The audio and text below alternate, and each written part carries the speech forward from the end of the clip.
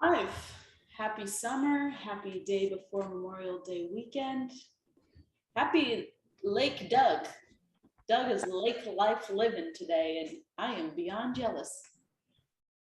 Yeah, hi from Warsaw, Indiana. This is such a cool part of Indiana.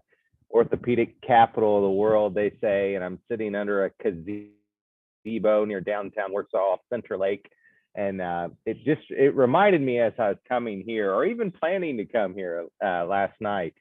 It reminded me of a couple of years ago. We had a guy by the name of Bob Golf come and speak. And I don't, how long ago was that? Amanda, It was were actually you? in 2016. It was April or May of 2016. Oh, Yeah, 6 years Okay. ago now. Well, Probably, yeah, at the end he, of April. he had one book on the shelf then titled Love Does. And since then, he's written a few more. I know Keith has recently knocked out one of them. I saw my wife, Caroline, was reading another new Bob Golf book. But one of the takeaways that I had from our time with him was he has a remote office, and his remote office is in Disneyland. Is it Disneyland that's in California? Not Disney World, Disneyland. And he just goes and sits on a park bench, and he'll meet clients there. And so, if you guys ever want to do a planning meeting, a review, talk about your money and investments, or talk about the things that stoke your fire, I would gladly meet you under this gazebo. It's titled Live, Work, Explore. I like all of those. On So your hi from guys's, Warsaw. I know it's on Doug's, but on your guys' calendars, there's now like a full day of fun meeting and a half day of fun meeting. And I don't think anyone's booked it yet, but give it a book. Meet Doug up in Warsaw and go on an adventure instead of just have a meeting. Yeah, it's meetings like that are a great opportunity to get to the heart of what really matters, and that ties your money to it. So, yeah, we would love to explore with you. That's probably a long enough time for that disclaimer to be on there. yeah, I think Comment on so. that? I could read very slowly there. And I like that part that says this is strictly our opinions, because the idea that we have opinions is a big deal. And hopefully our opinions aren't overly offensive to anybody. I know that the fact that you can have an opinion can be a conflict source, but I think our opinions offer great opportunities for people. I think you once told me, I don't know where you heard it from a friend of yours. We're often right, we're often wrong, but we're never indecisive, or something like that. And so to have an opinion is so valuable. If you were to go to a doctor or an attorney today, you would want them to have an opinion. And we definitely have opinions about the stock market. And mainly, it's just getting in line with what is and listening to what the market's telling us. And so, anyway, yeah, got opinions. Well, I'll just jump into the market real quick. We had last week the market was kind of struggling a bit, and we've had a little bit of life jump into it. And one of the ways I've been measuring that has been with the moving averages. And I'll move this over here and share a couple things with the moving averages with you. Been greatly encouraged here the last couple of days. It's been good to see some things moving up. So this left column is the total of stocks our database has, and it's been hitting new highs regularly. One of the things I found really interesting is that it's only added 2 new stocks last week, which suggests that the market might be on the recovery mode. When prices are extremely high, people are bringing stocks to the market to get the high prices for them. And when markets have dropped, the flow of new initial public offerings dropped down. We saw stocks at the couple weeks ago that those below their 200-day moving average hit the highest since we've been tracking this, as well as the 50 and the 21-day moving average. And here we are, we've recovered quite a bit, mostly here in the in the short term 21-day moving average, where we've seen a lot of those companies begin to rebound. And so if we look, so we talked about this earlier in the year, Doug, that the 197 industries that Market Smith breaks down, the number one ranked one is counterintuitive in this green economy we're in, is it's the energy. Coal is the leading way. What do you think about that, Amanda? That's pretty cool. I'm happy to see any sector. Yeah, that's a good point. I mean, it's a good thing to see leadership from anywhere. But again, if you would ask me, my opinion, the top of January 1, 2022, what's going to be the leading sector going into to race weekend, I would not have said coal.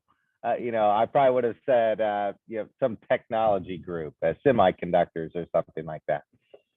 Well, the Teslas and electric car manufacturers of the world are helping the coal industry, because you can't power your cars right. No doubt.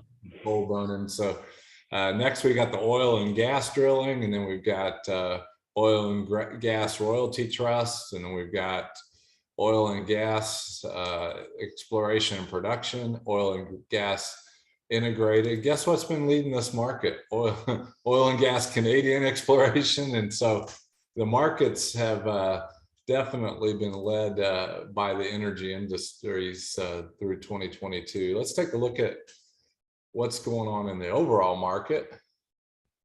What do you think about the NASDAQ there, Doug? I think we lost Doug. He's frozen. He's frozen. He's got a smirk there. But what I'll point out on this is that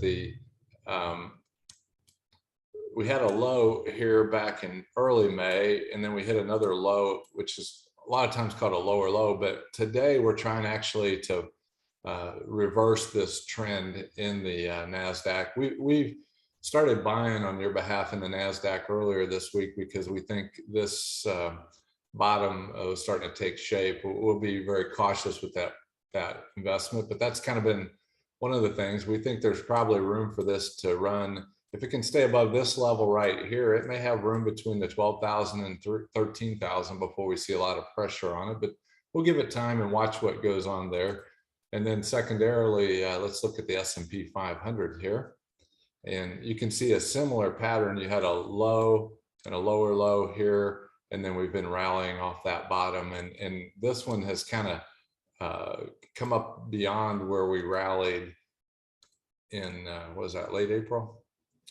May the 17th. So that's more recent than I thought. So we had a little kind of a head fake. It dropped down, and then today's rallying higher. So hopefully that trend will continue, and we'll take advantage of that. We're quite a bit off of the highs that we had last November and December, and the markets are trying to rally back a bit here. I don't know if how will we know, Amanda, if Douglas tries to get back in here with us? I don't want to leave him hanging there. I think if he joins back in, he'll just pop on. He should pop on. Okay. He got some of that sketchy internet service. Yeah, I'm looking at my phone to see if he's going to communicate. Maybe he just lost everything up. It looked like he did, but that's all right. North. I'm even surprised. Here it comes. And he's. What were you saying? You're even surprised that he had service up in Warsaw. Sorry, I just went out for a quick paddleboard. I'm back. Paddleboard and a cigarette. Welcome back. Yeah, it's good to have you back. Well, the markets are showing some strength here. I'd say, let me go back to the S&P and share with you on that. The only only hesitancy I see on this rally, on my vantage point, is it's right here. This is the average volume that the markets had in the last few weeks. This red line that goes all the way across here, the blue and red below that shows you big selling or big buying days. The blue is a buying day, the red's a sell-off. And since this sell-off really started, we really haven't seen any huge big buying days up, other than this one off the low here a couple of weeks ago. And so the buying hadn't really picked up on S&P, it's been low volume. And then if we go to the NASDAQ, we can kind of see the same kind of thing. We had some couple higher volume days over here trying to build this bottom, but this rally here in the last couple of days hasn't really been a lot of conviction by the institutions coming in. I think they've already started their Memorial Day celebration. I think one of the interesting conversations Keith and I had this week was with a friend of ours out in Santa Monica area. He's worked for several different investment firms over the years, and just an insightful, sharp guy. And we were looking at data, and the data seemed to suggest that the selling hasn't been painful enough yet. And so, with that in mind, as we look for new leadership amongst those 197 industry groups, we're also keeping in mind the risks. And so when the volume's not pounding in and blowing through, the last 50 days average, we're still a little cautious. Yeah. Well, and as long as it's your money we're managing, we prefer to be cautious than aggressive with that. And particularly if we look back again at this, we'll pick the NASDAQ and I'll show you that, particularly as we're trending below both the 200-day moving average right here and the 50-day moving average right here. One of the research people we subscribe to says that the air is always better above the 50-day moving average. And so we'd love to see the markets recapture this 50-day moving average level with some conviction. And who knows, the summer months usually are kind of slow, and who knows, we may get more aggressive as the summer comes to an end, but we'll let the market speak to us, I believe. Yeah. Well, Doug, what do you got on your mind? I've got the Indy 500 on my mind. When I was 10 years old, Marsh Supermarkets, anybody remember Marsh Supermarkets? I was over at the local Marsh Supermarket near our house with my mom, and they had a enter to win free race tickets like deal where you'd fill out a little information about yourself, put it in a box. And so I crinkled up that card that I filled out so that the edges would poke out amongst the other competitors applying. And they chose me. I was 10. My handwriting was so sloppy that they couldn't really read it, but they saw Shreve. And so they called, this is, Muncie. I love the small town effect here, but they called my Uncle Bob, who was a well-known businessman in the community. And they called my Uncle Bob and said, "Hey, did one of your kids register for this competition or this drawing?" And he says, "Oh, that was my nephew." So my dad and I went to the race, and we got to see Bobby Rahal win. And that was my first Indy 500. And I love the Indy 500. I think everyone should go at least once. You don't have to go back, but you should go once. And the economic impact of the Indy 500 is like having the Super Bowl come to Indianapolis every year. And so I was listening to a little ditty from the Indianapolis Chamber of Commerce with Doug Bowles this week. I was just getting fired up. And so I'm going this year. I'm going with a friend of mine, hoping to meet some new friends. And maybe I'll see some of you out there.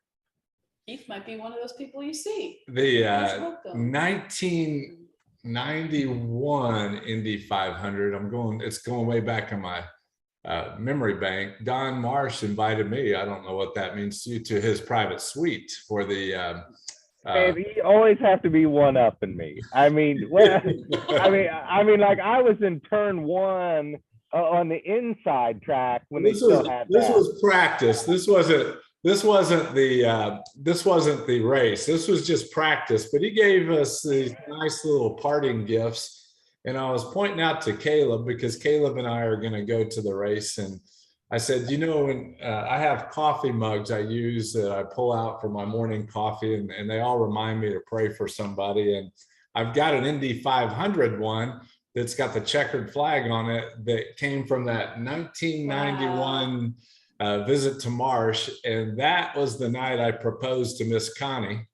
And also, Wow. Caleb took that little piece of information and he proposed to his bride just recently, or his bride to be. And one of their activities was going to the pottery store, and I think she made a coffee mug on the day that he proposed to her. So there you have it. There's the Indy Man. 500 excitement in the Tyner's house. That is so awesome.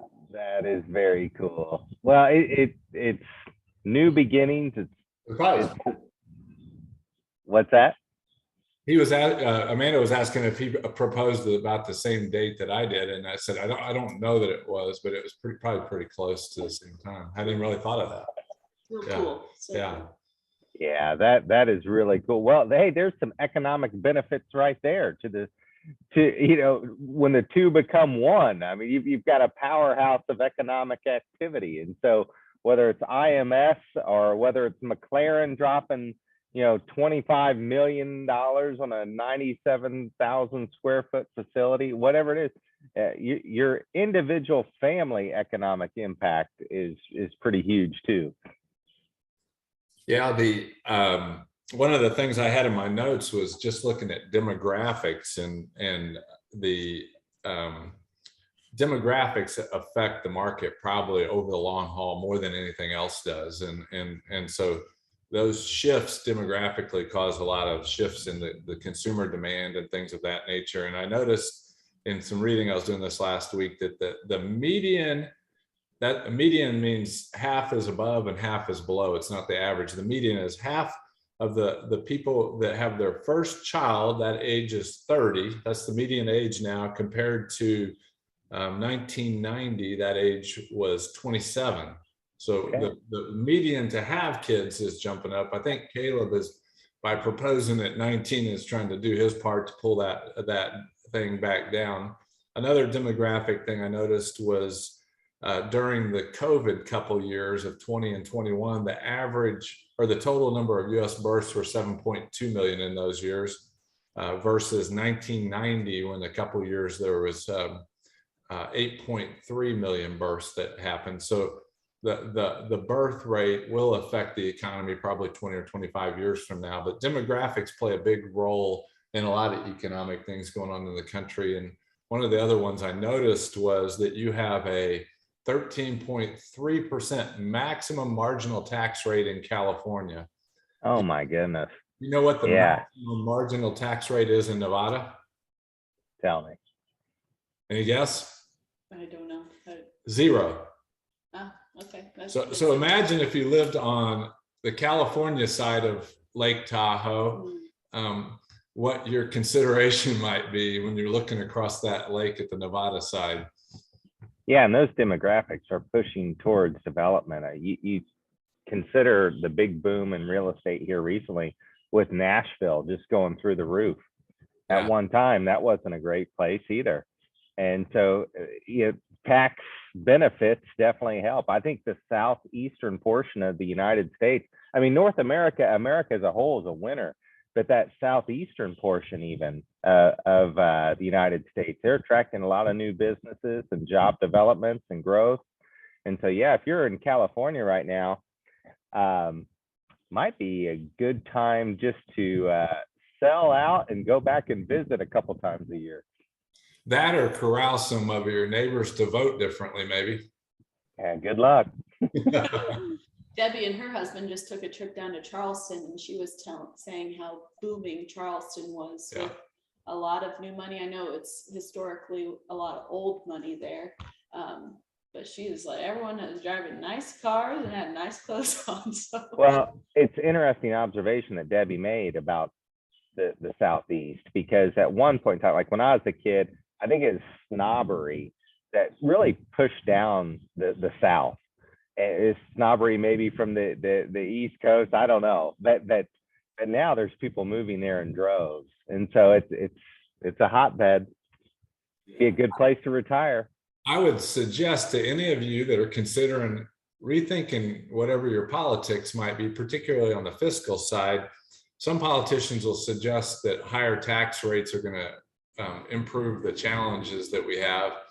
And I would just say, if you watch the consumers and what they're doing with the higher property tax rates or the higher sales tax or income tax rates, I think you can see what consumers really believe about taxes. So if the income taxes are 13% in California and 0 in Nevada, just compare and contrast what people are actually doing with their feet, with their sofas and their moving trucks, and then rethink those things and push your politicians to act accordingly. I love breaking that down even at a local level too, because it hasn't been too exciting on the R or the D side. Both love to spend your money. Yeah. But here, like when I'm here in Warsaw, there's a couple little pockets that are just straight up beautiful. And those have come from companies. I see donations of art and sculptures and stuff. That's come from people. That's come from individuals who've worked here and lived here and had success here. And that's really where the money is in motion. That's where the excitement is.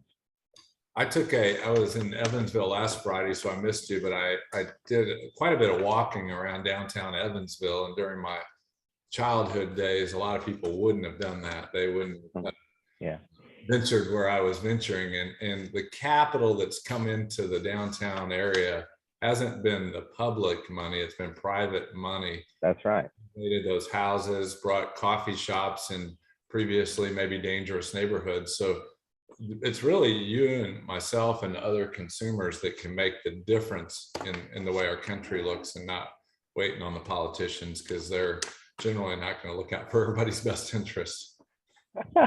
Man, I'm gonna have to remember some of these lessons for next year when I'm coaching basketball. These are the type of lessons I'd give my team during timeouts and stuff. This is just solid stuff for your future, kids. I promised to regularly bring up inflation to you until our Federal Reserve and our government stop doing what they're doing, because they're clearly not doing properly. But our friends at First Trust put out a one-page sheet last week, and it shows every single article that they've written since July of 2020 telling us that inflation is coming.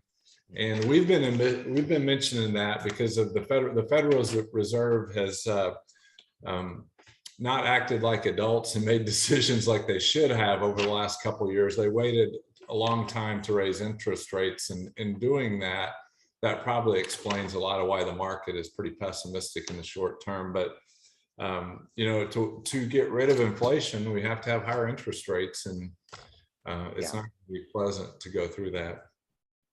And I meant to point out, not only the Federal Reserve, but your state, local, and federal government are all involved in the spending money that belongs to you and me.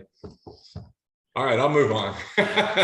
No, that's true. I mean, you're seeing that impact everywhere, even back to the Indy 500. There's pit crew teams who are down in size because people just don't really want to work, and so things have to catch up with each other, and there will be a motivating factor. And a lot of times that motivating factor is lifestyle, yes, but food, water, shelter.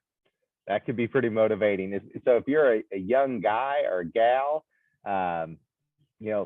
Indy 500 pit crew this weekend, you might have a job. There has been a housing shortage. Right now, the number I read this week was 3.8 million houses that were short in the United States. And I'm going from memory, but I think we lose, 1.5 million houses a year to fire and other dilapidation and destruction. And so in 2006, in April and May, those 2 months, there were 3.9 million housing starts in each of those months. So that was early. That was kind of the peak before the housing crisis of 2007 and 8 popped up. The December 2021 and January 2022, we're up to almost 3.8 million housing starts a month. Those are the two highest we've seen since back then. One of the other stats that we have right now from the Census Bureau is that we have a 0.8% vacancy rate in houses, which is the lowest vacancy rate in houses they've had since they started this measure 66 years ago. So I'm not sure that we're going to see deflationary pressures on housing anytime soon, because of the shortage that we have there. But it'll be interesting to see what will happen with the housing shortage and interest rates jumping up as much as they have here in the last few months.